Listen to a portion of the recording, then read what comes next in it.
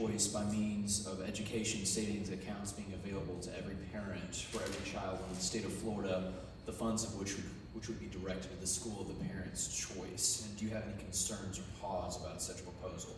Mr. Stanley, we'll start with you. Yeah, so if we're talking about school choice funds, and I guess it's more like the charter funds, if we're talking about funds leaving the public education funding stream, I have concerns about that. I also have concerns about competing on the same level. I agree with choice. I think parents need a choice. I actually graduated from McClave. My parents had a choice, and luckily they had the ability to do that. What concerns me is that, one, we're pulling money out of an already struggling system. I think that it's good. I think competition is good, and I think that our school district here locally could use some competition. Where I have concerns about is, are they taking the same students that we take? As a public school system, we have to take everybody.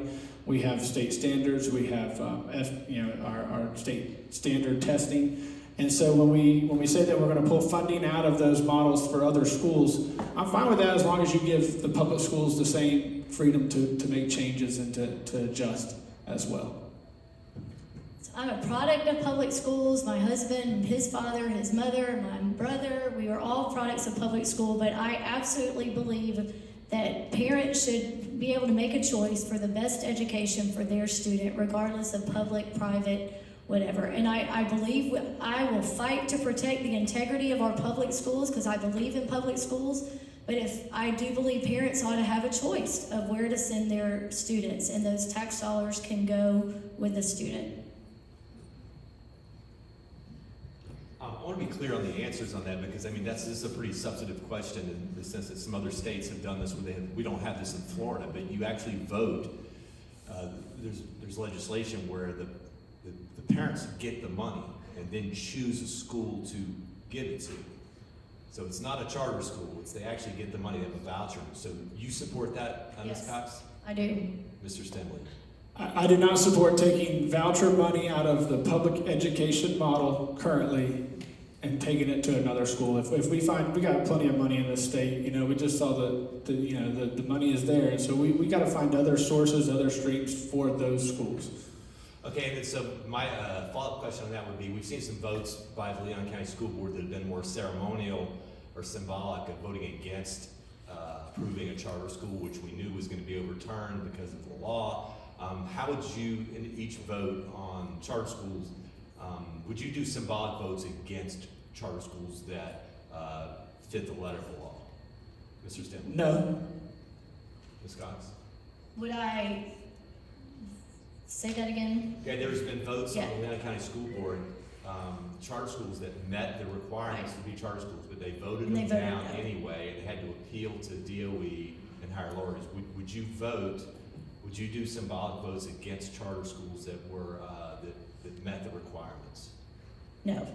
And I feel like we have to look at our charter schools. I remember there are some that are doing a great service in Leon County, and we've seen one just recently that folded that only had just a few students attend. And again, that parents get that choice of where they want their families and their children to go to school. So I think it's important on the board to look at what charter school and their what they're bringing to the table, and we don't want to approve just everyone that comes along, but I think as long as they meet the criteria, we should support that. Why do you think there have been so many families pulling their children from Leon County schools and choosing charter, private, homeschool in the last couple of years? Alex? Yeah, I think that education isn't working for them. Our public education model isn't working. I don't think it works for a lot of us. And so, if we really want to get into a debate, our schools, we're still functioning like we did in the coming out of the industrial age. Cinder block classrooms, based on their age, we put them in there. And so as our schools, as we move into the next generation of education, we have to look at ways that these schools fit our families and our parents and our students, and we don't waste their time. And so I think a lot of parents have found that there's other models that fit their student better and fit their family lifestyle better. And I think that we have to, as a system, we have to realize why it is they're leaving, and we have to be honest with ourselves. And I think that's somewhere where we can improve on is well, these students are leaving for this reason. How do we create an environment that we don't lose them? Because once they leave, it's hard to get them back. But we have them typically in the public school system first. And so we just need to find ways that we can realize what it is they're leaving for. Yes, I think that parents are realizing they have more options maybe now, and with the voucher program, they are allowing, I mean, I personally know a family that is sending their kid to a private Christian school in a place that they would not be able to afford. So I think people are choosing options based on what's best for their family. And I think in some situations, our public schools are not meeting the needs of the families. And so, again, they should have that right to find a place that their child is going to have the best education possible. But we do have to communicate and hear from parents. What are your concerns? We have to do a better job making our public schools the best that we can be. And like I said, I think both of us are strong advocates for our public schools, and we want to see them succeed. But if they're not meeting that need, then parents ought to be able to choose the best place. So I'd like to talk about the topic of sex education in the classroom. It's always been a somewhat controversial topic in the educational arena, and I think we can all agree that the debate has only intensified over the past few months. Many parents are greatly concerned about some of the sexual content that has been introduced in the classroom, comparing it more to the sexualization of minors, whereas supporters of this curriculum many times maintain that it's the duty of the school district to expose minors to such material in order for them to have a proper and well-rounded sexual health development and for Florida's children. Where do you stand on the debate, and what changes, if any, would you propose to both on the state level and on the local level to the sex education programs from your perspective? And we'll start with Ms. Cox. So the human growth and development and sex education courses have been around for a long time, but it has become in the forefront spotlight in recent years, I think, because of this gender ideology that's being pushed by a lot of people. So I know for all these years in elementary school, our 4th and 5th graders would do human growth and development, and it was honestly, not what a lot of people think that it is. Whether or not we need to have full-blown sex education in our schools, that's a whole different topic, but it is, it's been around for a long time, but I think parents have to be involved in what's being taught at the schools, and they're absolutely, they need to be aware of what's going on. So as far as the human growth and development in our 4th and 5th graders, that's usually done by a doctor would come in, and it was pretty generic, and we'd split the boys and girls up. But I think what the fear is some of the things that we're seeing now coming through is a little frightening, and we have got to pay attention to that. And so, I don't know, I did not answer your question, but. Well, we didn't have a doctor come in. I was the sex ed teacher at Clarn Lakes Elementary when I did 5th That grade is elementary frightening. school. That's scary. and that tells you where the issue is. Like, I shouldn't be the one teaching these kids, their parents should be. And so for me, if the debate is about taking some of this out of our schools, I'm okay with that. It's awkward for, I think, everybody. If we're talking about science and teaching about body parts, that's fine. But once we go further than that, I think it's something that's really the parents' responsibility. We can possibly help the parents do that, but I'm okay not having those discussions in our schools. And I do agree with that. And what I forgot to say, there are actually probably 100 different mandated instructions that in classrooms are supposed to be, human trafficking, substance abuse, all kinds of things, and then there's some sex education that is state mandated, believe it or not. So, but I will tell you, every teacher I know, nobody wanted to touch that with a 10-foot pole. Thus, they got the PE teacher to come in and do it. We had doctors at our school, but yeah. But I would not be in favor of full-blown that either. All right, the Parental Rights and Education Bill that was passed by the legislature, I'd like to know if you believe that it was necessary, Mr. Stenman. Do I believe it was necessary? Yeah, the legislation, was it necessary? I think parents have always had rights in our schools. I think where we need to improve is the parent engagement. Everybody here is engaged. That's why you're here tonight. You're not the ones that we need to get engaged. It's the thousands of other parents who are not reading emails, they're not checking focus, they're not reading to their kids. And so for me, I think the parents' rights, it makes us feel better. I don't know if a lot of those things, were necessary, but Okay, so No issue. let me follow up real quick to try to get, so do you think that we're better off with the legislation that's passed, or would we be better off without it passed? I'm trying to find out if you thought. I don't think it really changed the ground game. I don't. Okay. Yeah, no, thank you. No, again, this is one of the reasons that I felt compelled to run for office when I saw what was happening in the middle school next door to where I taught. And I do believe, that there was a need for that. And we've seen lawsuits around the state of Florida that show that there was a need, that there were things happening in our schools that parents were not aware of. Parents have to get involved, have to get engaged. And I do believe that there was a place for that bill. And it really, I know when we were doing the LGBTQ guide, I was glad to have that bill in our district because it gave some credence and some guidelines for doing an LGBTQ guide because we had to follow the Parental Bill of Rights. And so I absolutely am glad we have that in the state of Florida. Part of that bill is also the education of the gender ideology in kindergarten through 3rd grade. So I am glad that we have those protections for our young students. And just to follow up on that, this bill is great, but there's other parts of this that I don't think the community understands. When we go on a field trip, we now have to get parent notification on a field trip, which is great for the 90% of parents who return the form, but the 10% who don't, they don't get to go on that trip. When we watch a movie, when we read a book. And so I think those things are important to Steve, but in terms of the gender ideology going in our classrooms, I don't think that stuff was happening. In terms of parent notification, absolutely something that was an issue here in this district. But I don't know if that bill is going to change that, Steve. Well, I think that the parent notification actually, and we covered the story, was that there was a policy that they didn't have to notify parents. That the superintendent didn't know about. Well, it was a policy, so now Right. it's against the law if you have that policy. As long as he knows about it. Well, That's my thing. Is I think if people are going to do the right thing, they're going to do the right thing, and I think that if they're going to do the wrong thing, they're going to do the wrong thing. And so, for me, I'm fine with that bill. I have no issues with the bill. I think that it caused some confusion maybe amongst our public. Sorry, I feel like I want to give you equal time. No, I've read the bill multiple times. I fully support that bill. Okay.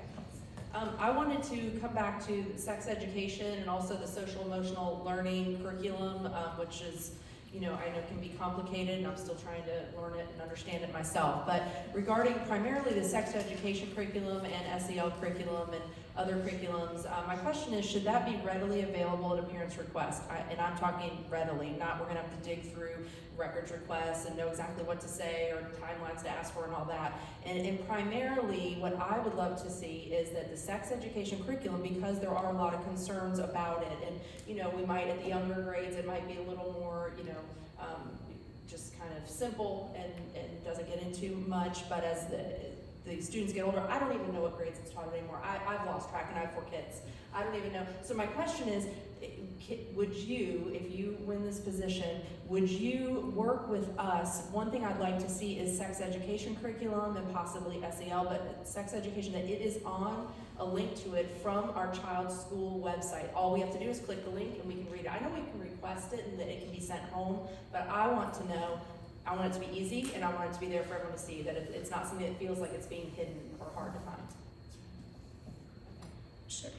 100%. I feel like that's important. I know DOE, and that's where a lot of the curriculum comes in. And I don't know that there is a set curriculum. I just know that there are standards that fall under the health standards that are supposed to be taught in all grades. Kindergarten through 12th grade. And some of them are simple as washing your hands in the younger grades. And then it goes up. And I think it's fallen on science teachers, which I can tell you that there are probably no science teachers in our district right now that are even teaching this sex ed stuff. But if it is being taught, it absolutely should be readily available. We need to do a better job of making that available. I know DOE does, you can find things on their website, but it should be available in our district. Yeah, I agree. It should be available readily. Link, click. Thank you. So moving more to the 15,000-foot view level, what are the 3 greatest threats to educational success in Leon County? And what are your proposed solutions to respond to those threats? Did you say 3 greatest threats? To educational success in Leon County and your proposed solutions to meet those issues. I know. Think about that when I come back. And I think, Mr. Stimley, I believe it's your turn. Yeah, I think it's your turn. This is going to be a big one. Let me see here. So the first off, I think it's just the educational model is probably our biggest threat. You know, we're still stuck on something we started 50, 60 years ago. And so I think we have to find a new model, a new way of using our technology to identify where the learning gaps are, to group the students into like groups based on what they know and don't know. I think that's probably our biggest threat.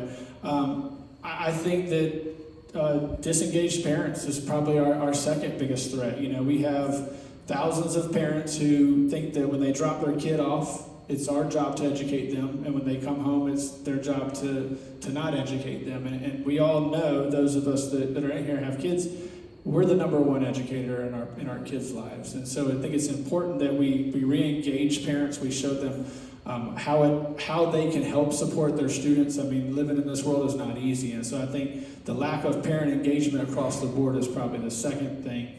Can I come back to the third thing after I think about it for a minute? I know. Thank you for going first, because then I was able to write a few You're things down. But I think parental involvement is huge. We have got to get not just parents, but our community engagement. Y'all, the things that we're seeing in our schools, these escalated behaviors, some severe mental health issues that teachers are not equipped to handle.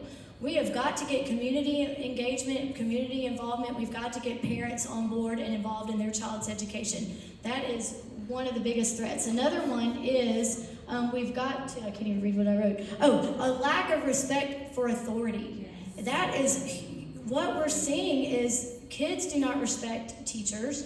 Parents do not respect teachers. Not you all parents that are involved, but there's a lot of parents that there's lack of respect for authority, and that is a societal issue. And it truly is bleeding over into our schools. So parental involvement, lack of respect for authority. And another thing that we've got to work on is making our kids ready to go to work and increasing our workforce and our career tech education. Those are important too. Can I go to my third? I should have probably put this first. The cell phones in our schools are destroying our classroom environments. And not only are they destroying our classroom environments, they're destroying our kids' mental health. Can I piggyback on that, y'all? This is a campaign that I am on. Parents have to limit the amount of time their kids are on social media. That is killing our kids, their mental health, their physical health, everything else. They have got, that is, yes. Yeah, and I mean, and the cell phones that we put up when they come onto campus, we know that kids have their cell phones out, they're not learning. Yeah, they need to drop them at the door when they come into the classroom. So this is a good discussion. So I'd like to know, aren't our policies promoting the use of the cell phone? Because I'm told by my kids that they have to have a cell phone in the classroom. So I talked to a teacher. So let me get a question out. I'm sorry. So what would you do? I mean, can you not allow cell phones in classrooms? What would be wrong with that? That would be a question. What would be wrong with passing a rule that says you cannot have your cell phone in class? I don't think that's. 30 seconds. You know, I think that rule is being done in some schools. There are some schools where they got to put that phone up at 9:30 and then at 2:50 they get it back. But you know, I don't see anything wrong with it at all. We went to school without cell phones. There's a phone still in the classroom. Support that. Absolutely. Lori? And I think there are a lot of teachers that want their students to have their cell phone. They use them, but I talked to a teacher recently. She has them put it at the door in a basket when they come into class. I would absolutely support a policy with that. I don't think that students need to have their phone in the classroom. Okay, good with that. All right. That was good. Okay, Sharon wants all to be reminded 30-second answers. Okay, because sorry. we're getting close. So Hey, Brandy, ring that bell. Okay, there has been a lot of focus on recruiting new teachers and increasing starting pay for those teachers. Many of our experienced teachers have felt they are being overlooked. If elected, what will you do to retain our experienced teachers? Lori? me start. Yeah, so we've gotten our beginning teacher salary about to where the state, what the legislature wanted that. I think it's really, really close, if not at it. But then that leaves these teachers that have been teaching for 12, 14, 15 years that a beginning teacher is making as much as they are, and that's demoralizing. So we have got to come up with ways to incentivize and to make sure that we're closing that gap. I don't know, I wish that I knew the exact answer, because it's going to take some digging and some coming up with, but we do need to do that. I think we got to put a price on teachers that have experience. We have to find a way for our pay system to work towards what we want it to do. And so if we want to have experienced teachers, we need to make sure we value them, we pay them for that. If we're okay having a school district that has all brand new teachers, then we need to just do what the status quo is. And so I think you got to put a price on their experience. In 30 seconds, this is a little bit broader, but looking at the future of the workforce market, the U.S. is facing shortages of blue-collar, specialized, and certified workers in many fields, including but not limited to HVAC, electrical, plumbing. It's becoming readily apparent that the traditional college path is clearly not in the best interest of every high school student. What are some steps that you would push for from the district perspective to best provide opportunities for the non-college bound kids to be able to pursue opportunities to fill some of those work opportunities in our market? Mr. Simmons.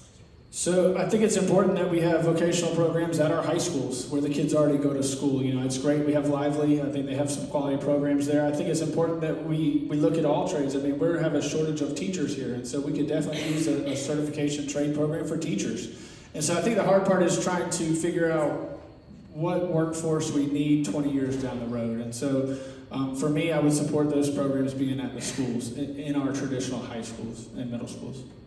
I would work to expand those programs that we do have some in our middle and high schools, some career tech and vo-tech things going on right now. I would work hard to expand those because I think those are vital to our society and to our community.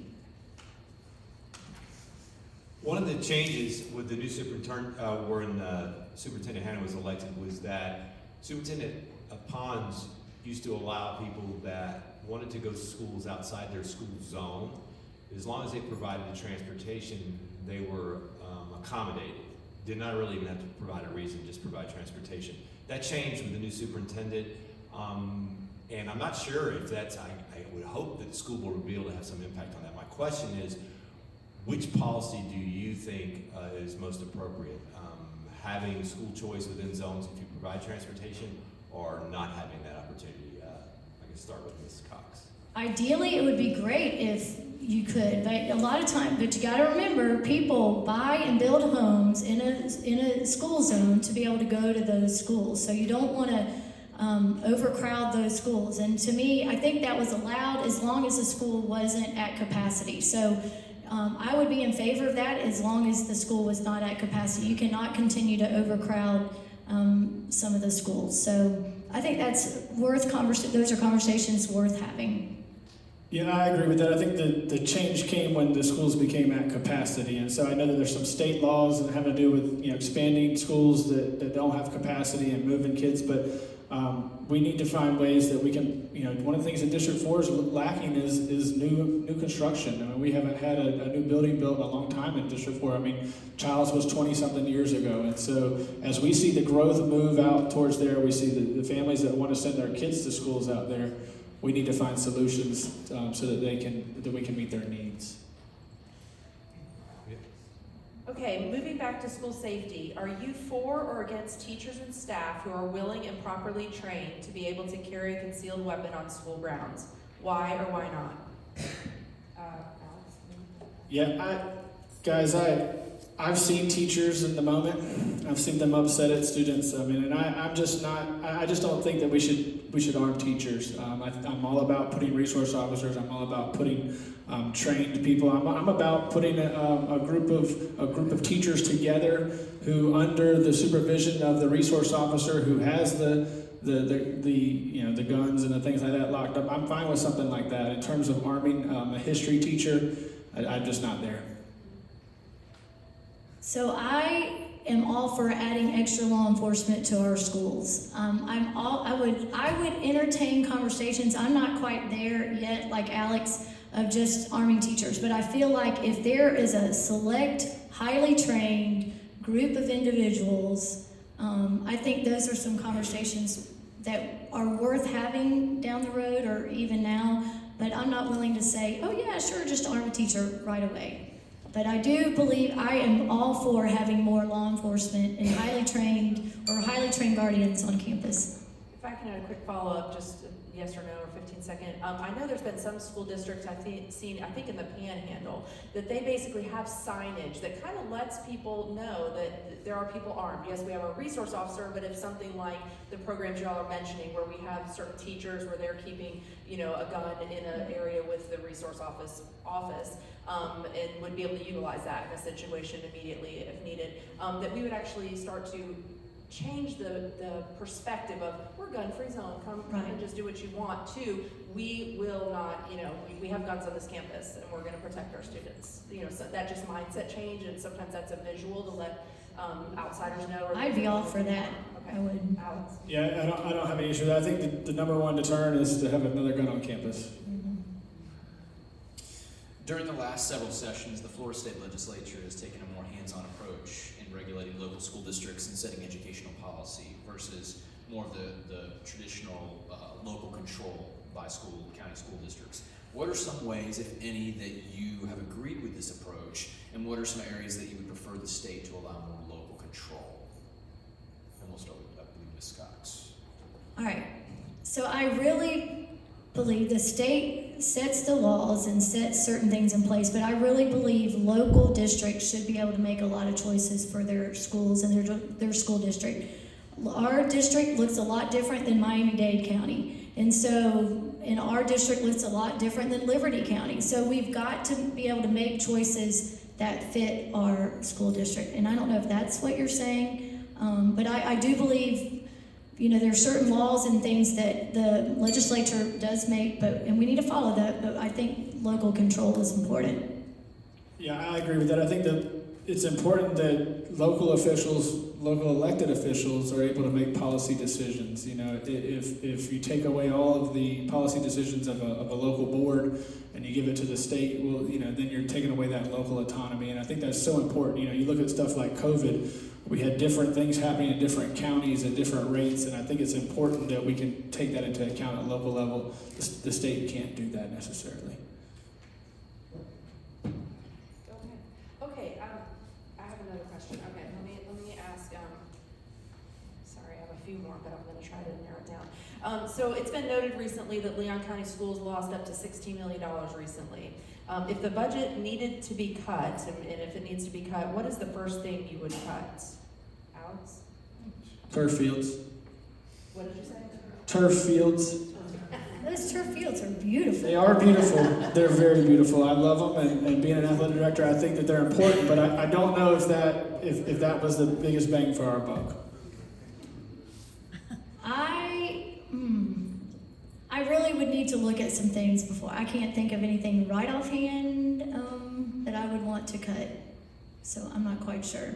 I like the turf fields. I think they look really nice. How about assistant superintendent? That's what I was just. Yeah, there's an I wasn't going to say that. there's an assistant superintendent. His salary needs to be cut. Yeah. So then let's, save money. Okay.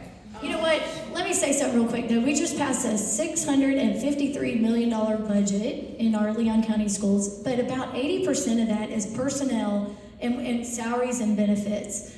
I'm sure there's a few personnel we could look at, but we got to be careful of that because we need our support staff. We need people in place to support our teachers. So. And Sharon, are we at the time to do our rapid round? Yes.